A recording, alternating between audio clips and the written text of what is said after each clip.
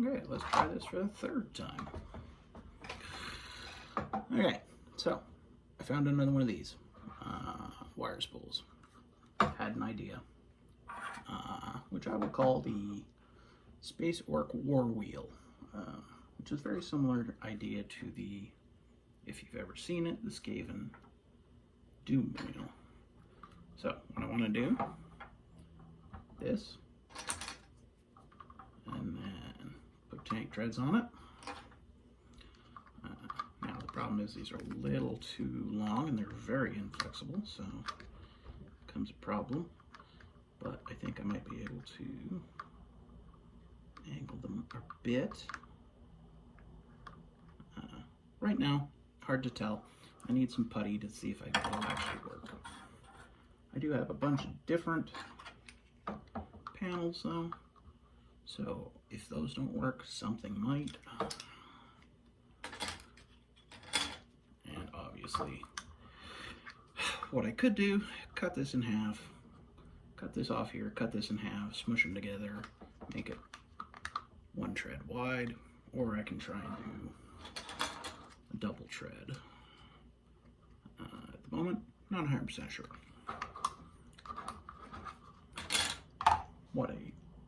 Now the question I have, so if this is the spinny part, I need a non-spinny part, which I want to put out this side. Just for demonstration's sake, let's say we put this here. Okay. Now, obviously, if that's tied in there, it's just going to spin. And if you're on it, on this side, you're just going to, you know, spin around and puke and then probably crash somewhere.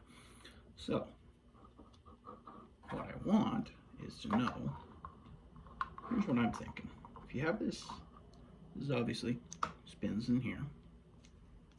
This is actually a caster from an old set of drawers I had. So, if this is moving forward, if this inside here is moving backward at the same speed, theoretically this should stay in its position, but this side will always be spinning. Now, I could be completely wrong. I am not a scientist. If someone is, please tell me if I'm right or wrong. So, if this part's spinning and this part isn't, because, like, I mean, theoretically it would just spin with the rest of it, I would assume, but if it's properly greased up and you had something here and that something was theoretically balanced and maybe had a gyroscope or something in it, I don't know, again, not a scientist, then this would stay stable. You could have somebody riding it. The idea would be I'd probably buy one of the Ork motorcycle kits, cannibalize that for parts. So, that is my current theory.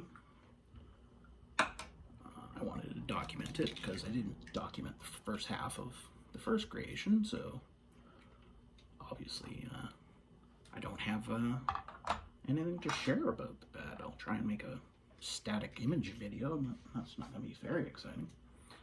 But that is the current plan. Obviously, I kind of want to continue to work on the terrain piece first and get that finished. And I also is a good opportunity to keep finding bits and bobs of junk for this. Plus I'll at some point have to order the motorcycle kit. And I'll probably want the motorcycle kit before I start screwing around with this so that I know it'll fit in properly. But yeah, if you have any suggestions on how, you know, this could spin, but this wouldn't, and this is, again, just a demonstration piece, feel free to let me know. Now, here's the thing. It doesn't actually have to work like that in real life. I just have to be able to say, yes, that would be how it worked if it was actually functional. Because that's how my brain works. It won't let me just screw around and make stuff up. The science can be soft, but not that soft. All right? Well, if you have any suggestions, leave comments or whatever you want to do. Have a good night.